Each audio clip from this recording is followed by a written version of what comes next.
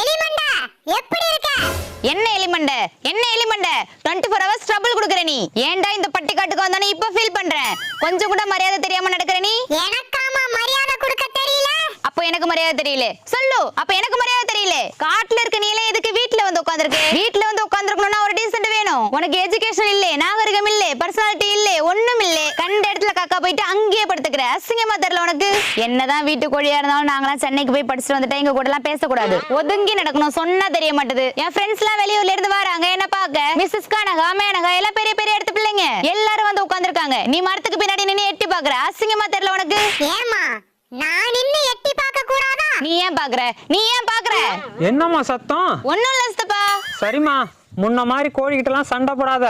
அவங்க கொடுக்குற முட்டை கறியை வச்சுதான் அவன் 3 வருஷம் படிப்பை முடிச்சாகணும். இப்ப பேசுடி ஒத்தக்கால கொக்கு.